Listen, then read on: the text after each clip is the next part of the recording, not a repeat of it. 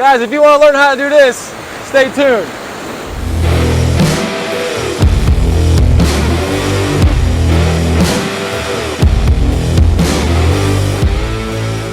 What's going on, everybody? Welcome back to Jersey Boys Outdoors. Well, we are back down here on beautiful LBI with none other than Bayside Dave. We're not talking about stripers this time, though. If you're looking for that video, you can click up here. But today we're going to talk about how to catch fluke from the surf. So stay tuned. If you're an expert at this, there will be chapters below. You can break out which section you want to learn more about. If you're new to this, you're going to watch the whole video and you're going to really enjoy it. Stay tuned.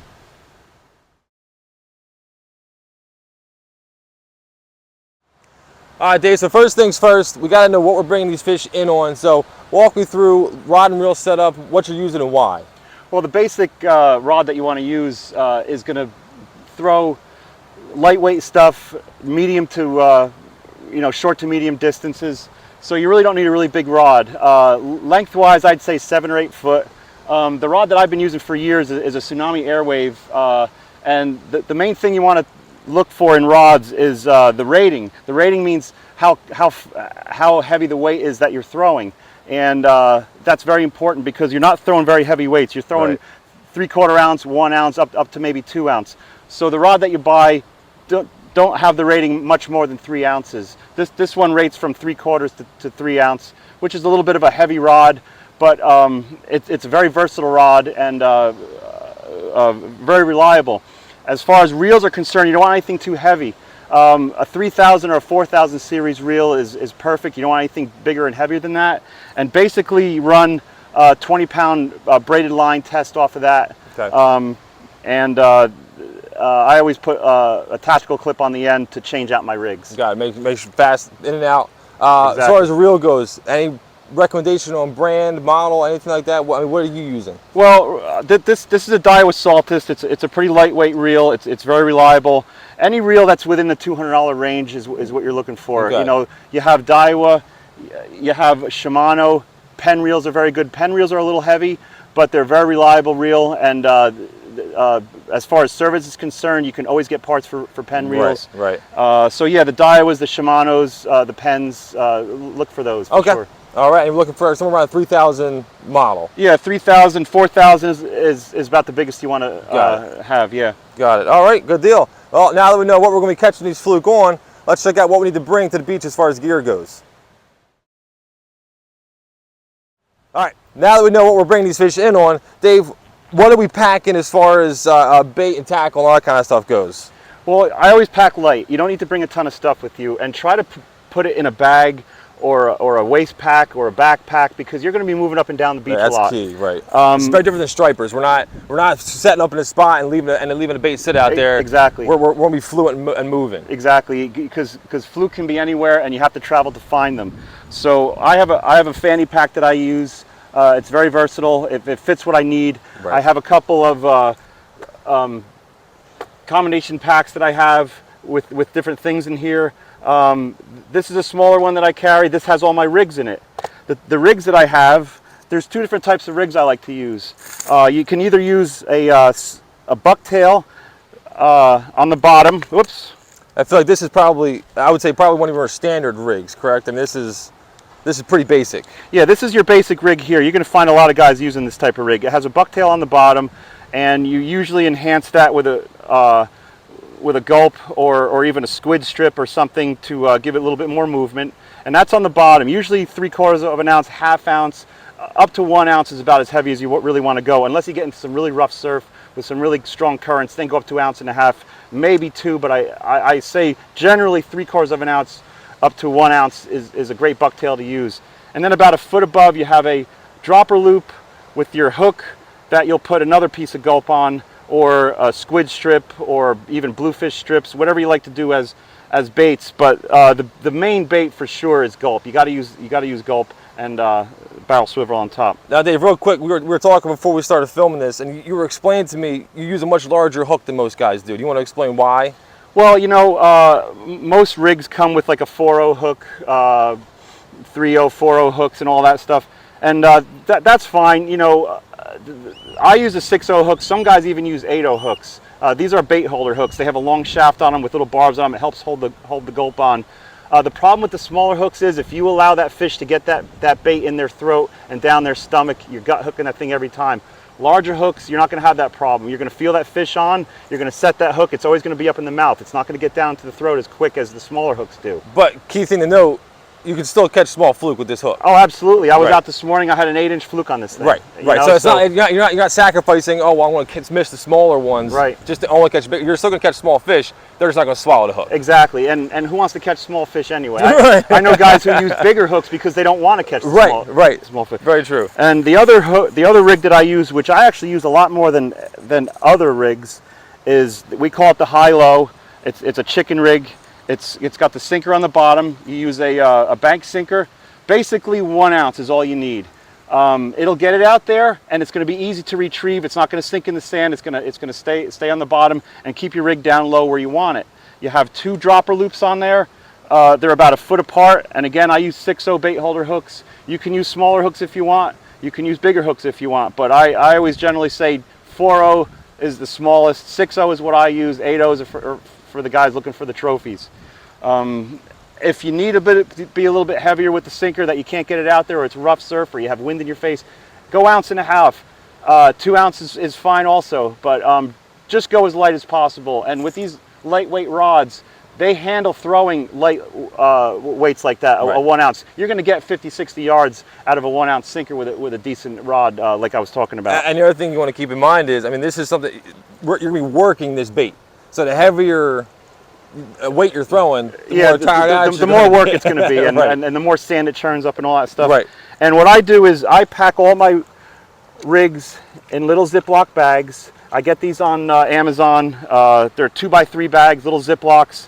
I make my rig, I call it up on my fingers, I bunch it up, open the Ziploc, pack it in. I even scribble on here which kind of rig it is. I use a marker. These are my beach rigs. That's great to know, because that's something where there's nothing more aggravating than having to go get a rig out and you got to spend 20 minutes just trying to untangle the rig from the other 10 rigs. You don't have to twist it around and tie knots into it. Once you pull it out of the bag, you just grab the barrel swivel, let it hang. If it's a little tangled, easy to untangle. Right. Great advice there. Like I said, I have other rigs in here. These are bucktail rigs. They have the word buck written on there. I have some extra snaps in here. I have some extra swivels in here. It's a little combination box that I bought, and I cut out some of the cross pieces to fit these bags in. That goes in my little pack here. Bucktails. Sometimes you want to change out a bucktail color, a bucktail weight. I have a little pack here that I bring with me.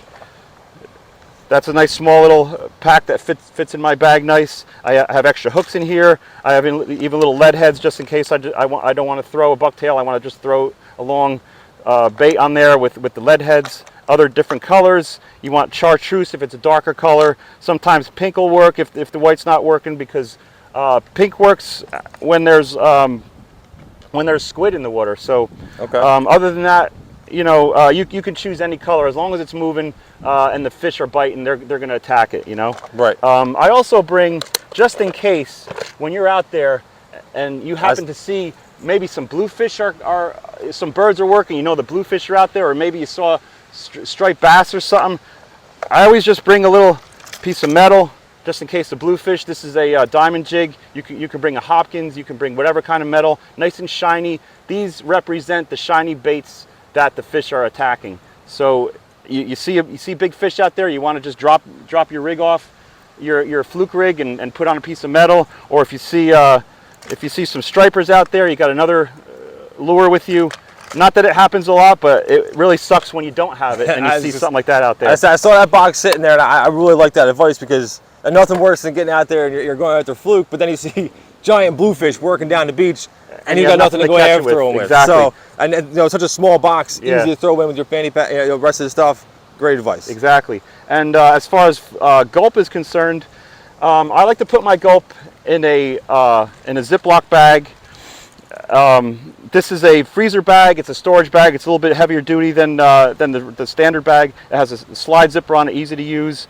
I pile all my gulp in here, all the ones that I want to use, the ones that I want to bring, Put a little juice in there. You don't need a lot. As long as it's in the Ziploc, they're not going to dry out. You don't have to fill it with the gulp juice. Just have a little in there to just keep it moist. Right. And that goes in the pack as well. We were talking earlier. You know, 'cause I was a little concerned that mixing all these colors together, the colors might run and you know, kind of mix together. But you're saying no, I've never had that issue. problem. I've never had the problem with the colors mixing. Okay. And I change these out every couple days anyway. Sometimes you get a little hole in it, and you probably saw a couple drips because as I picked up my rig, I actually poked a hole in it. So yeah, you change these out every couple days, and they do make the little packs like this that are sealed that you can put in here. But I just don't like how you're fumbling around with them. Right. You know, fits in the tight spaces. This fits in tight spaces. When I put it in my bag, I wrap it and I keep the Ziploc facing up, and I stick it in the pack, and it doesn't run out. So it's easy to use.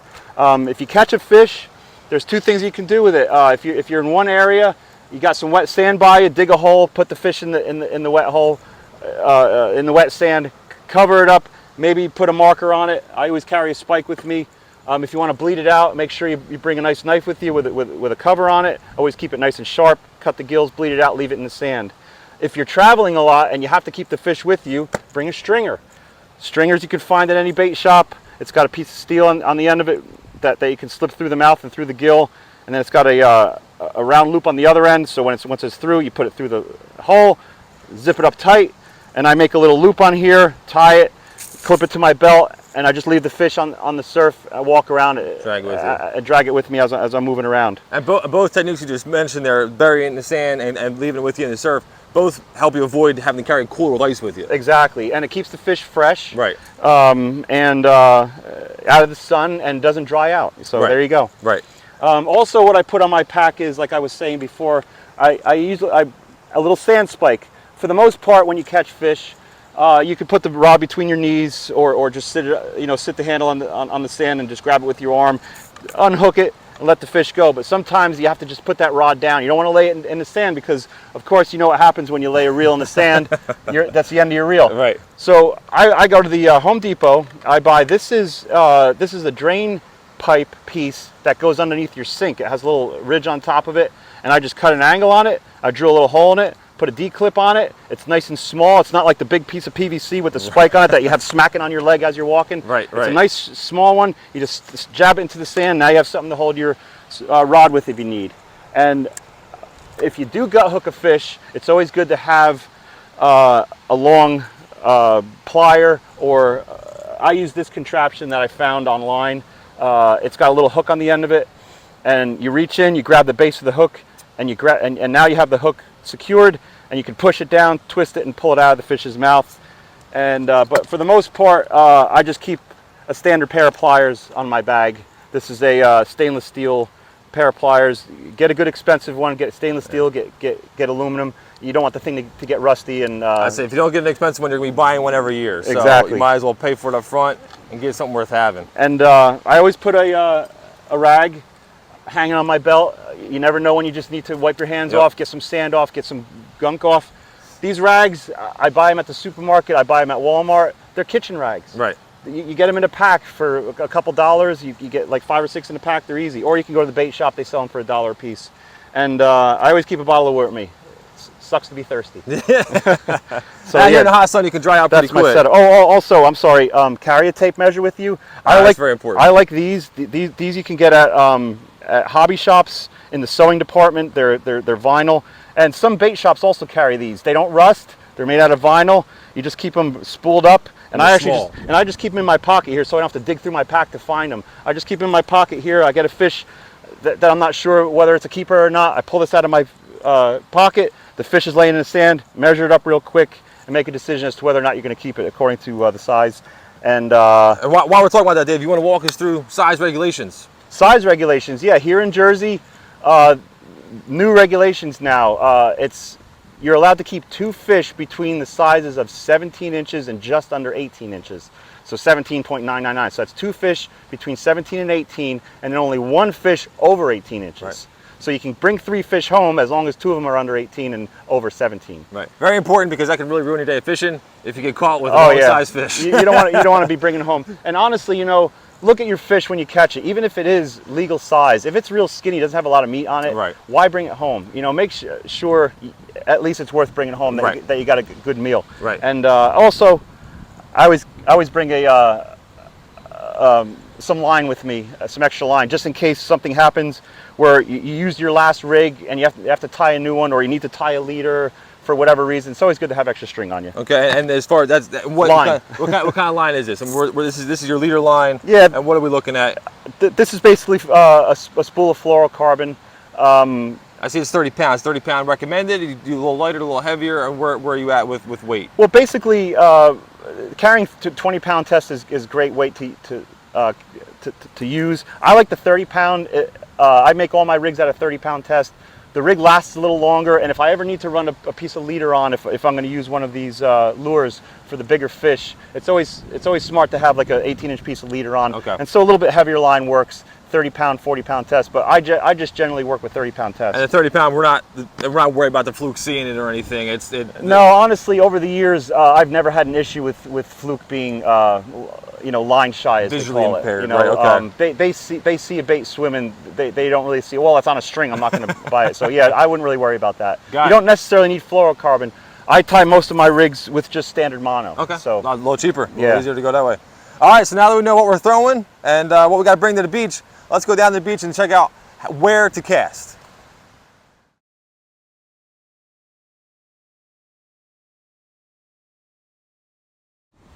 All right, Dave, so now that we know what we're throwing it on, next, and maybe most important thing is where we're throwing it. Exactly. You want to find out where the fluke are going to be. And right. There's a couple things you have to keep in mind when you're looking for fluke. Is structure, which is basically something other than just flat bottom. Structure on the ocean is sandbars and shoals. Sometimes you'll have jetties. So you always want to look to see where those structures are, and hopefully those fish are laying around those structures, looking for bait fish or any kind of crabs or whatever to be washed up off the structure, washed up off the sandbars, and have something to eat. Right. What I always suggest is when you come down to the beach, before you pick your spot, at the top of the dune, stay there for a little while and just observe the water, observe the waves as they break. It's going to tell you what's going on underneath the waves. As you can see right here now, we're in front of what's called a hole. It's deep water. You can see the dark water here. You don't see any foam happening, because what happens is in the shallower waters, if you look down that way a little bit more, you can see all that white foam happening as the wave breaks. That's a sandbar that formed out there. And between the sandbar and the beach is what's called a trough that has deep water in it. Now the hole is where the sandbar ends. And before the next sandbar starts, you have a deep pocket of water there. That's where a lot of fish come running in and running up into those troughs. So when you're fishing for fluke, I always like to be in the trough area by the sandbar areas where the sandbar starts and ends. Cast out where those sandbars are, draw your way in, or even in here. Now you see there's a trough that runs, it's deep water between the sandbar and the beach, but there are also spots, you can't see it here in this shot, where you have shallow water that runs all the way to the beach. So where that shallow water starts to go down into the hole or into the deep water, a lot of fluke are lined up there waiting for stuff to be washed off. But that's not always necessarily true that the fluke are there. Sometimes the fluke have just come in and they're still at the bottom of the big hole there.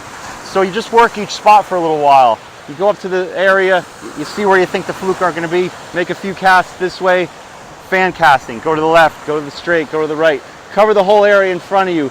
As you're drawn back, see if the fluke are laying there. Spend about 10-15 minutes, maybe even 20 minutes there. If you're not getting any bites, move down 50 yards. Maybe go into the deeper water. See if they're laying in the deeper water. If you're already in the deeper water, move into the shallower water. You're always moving around when you're fishing for fluke. Right. But you're not, you have to give time in each spot though. Spend about 15-20 minutes, maybe even a half hour in one spot. Every once in a while you might feel a bite. You'd be like, oh, there is something there. So you hang out there. Maybe there's a bunch of fluke. They just haven't got it on the feed yet. So spend some time there. And like I said, after a while, move on down, pick another spot. Right. So we're not so much power fishing. I mean, we're not just we're steady walking down the bank, chucking our bucktail out there. We're wanting to slow it down, like you said, go to a spot, fan cast. Yeah. Check out that area. You know, maybe fan cast a couple times. Exactly. And then shift down to the next section. And shift down to the next section. Yeah. Right. Yeah. Right. So don't be impatient. Don't rush down the bank. Just because the first cast is to catch a fish doesn't mean there's not fish there. Exactly. The fluke could be laying there. You probably didn't get it right over their head yet. You know, they probably didn't see it yet. Right. You know, give it some time. They're there. You'll find them. Right. All right. So now that we know where we're fishing, let's go check out how to work the rig and how to catch the fish.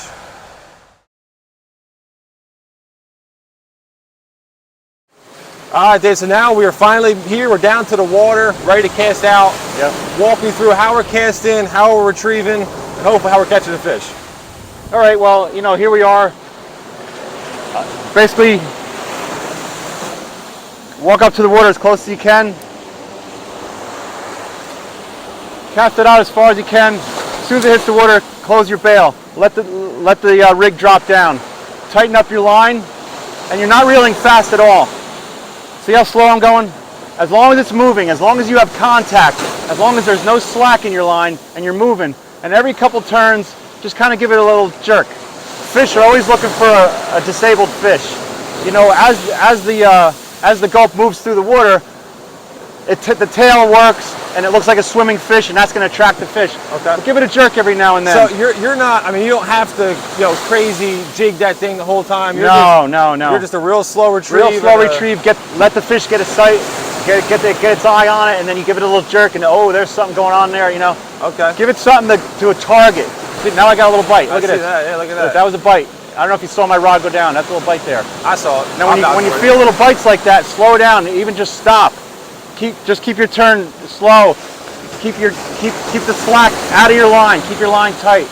If that fish is there, and you reel too fast, or you try to jerk and set the hook right away as soon as you feel a bite, you just pull that thing right out of that thing's face, and it's gone. You want to stay with the fish. You want to keep the bait with the fish, and jerk a little bit. Maybe wiggle it as you have it going really slow now to entice that fish to bite again. Okay. They're out there. You're going to get them.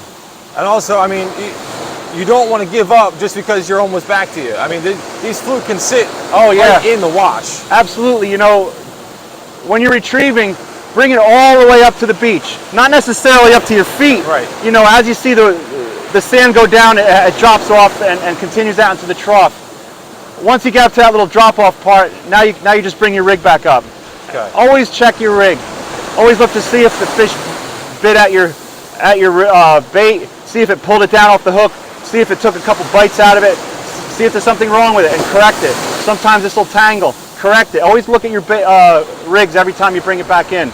Now, I had a bite out there, so I'm going to cast out there again and try to see if I can't get this fish to grab on. Now, right now, I mean, this water, we're standing in this water, it's pretty cold. Do you adjust your retrieve depending on how warm or cold the water is? Or No, is it basically the same thing? Not necessarily. It's always the same retrieve. Very slow. See how slow I'm going? Yep. I'll even do a little jiggle, a little pop. You know, very slow, very slow. Just keep in contact with it. Okay. Just keep it moving, keep it rolling. Bring it all the way up, like I said. And, you know, I'll do about 4 or 5 casts straight out. Then I'll do a couple this way. I'll do a couple that way, you know, and work my way back and forth. Okay. And see if I can't find any fish. And, oh, I got a bite here now. See, he's biting on. See, a lot of times it's that same spot, too. Yeah. A lot of times those are little fish, and they just bite at the tail and they can't get it in their mouth and just move on. So, you know, if it's a bigger fish, he's going to stay with it. A lot of times, fluke will swim with the bait and just follow it and keep an eye on it, and it won't bite at it until the last second. Then it'll bite right here at the surf line. So, even though you're feeling bites close, it might not mean the fish are close. It might mean the fish were following your bait all the way in. So always cast in the same area as you have done originally, just in case that's what's happening, that the fish are following them in. Right. So there's definitely something small right about there, right about halfway in as I'm coming in, because I did feel bites on both casts and both retrieves, but it certainly wasn't a big enough fish, you know, to get that bait in its mouth. And as I look at my bait here, I don't see any problems with it. Right. So now, Dave, I think this might be something we forgot to talk about earlier. Your rod, what kind of sensitivity are we looking at? I mean, are we talking a medium heavy, quick action tip? I like a fast action rod. A fast action rod has a lighter tip. It has a lot of sensitivity to it, but you still have a good backbone down here. You want to feel every little bump and because fluke aren't very big fish. Obviously, 2-3 pounds, you got a pretty decent sized fish. Right. And but you don't want to muscle that fish either. Like I said, when you feel little taps, little bumps, keep that there. Make sure that fish grabs it and gets it in its mouth. A lot of times, the fluke will just grab the tail right away, and you'll feel that wiggle, and you'll pop it right out of its mouth, and it's gone. Right. You feel that bite, that little wiggle. Stop your retrieve. Let the fish grab at it again and get that hook in its mouth. But always keep the line tight and always give a little test. Not a big test, not a big jerk, just a little test to make sure to see if that fish is on. If you give that little test and that little jerk as you turn the reel and you feel that fish is on, now you set the hook. But you're not setting the hook in a big fish. It's not a tuna. It's not a bluefish. This is a fluke. Even if it's a big fish, they have very sensitive mouths, very sensitive jaw. You can rip that jaw right open. Just give it a good tug with your wrist. You'll feel that fish fight. Reel it in as fast as you can, and just keep giving it tests and make sure that hook is set as you're reeling it in. Okay. And lastly, we were talking a little bit earlier, the difference between a chicken rig and a high-low rig, and you were saying that a lot of times the chicken rig is better off if you're getting a bunch of seaweed or junk on the bottom. Yeah. Because that's where your buck will be getting really gunked up. Yeah. The chicken rig will avoid that. Yeah. A lot of times when you're out on the beach and you're fishing with a bucktail on the bottom, if there's stuff on the bottom there, you keep gathering it with the bucktail, and it eliminates the fact that this is a bait now. It's all full of seaweed, and all you have is your top one. If that happens, just change out your rig. Use the high-low rig, or the chicken rig that we call it. Has the sinker on the bottom, has the 2 dropper loops up top. Right. Now you don't have anything dragging on the bottom that's going to inhibit you from catching the fish. Right. Even if the sinker has a little bit of junk on it, it doesn't matter. Your 2 baits are still swimming and attracting fish. Right. Oh. You got a fish on? Got a fish on. He caught a fish. I love it. I love it. Woo! I love it. Oh, I love life. I got the best teacher in the world. I love life. Oh my God, that's beautiful. Look at that. Yeah. See, they get the. Look at that.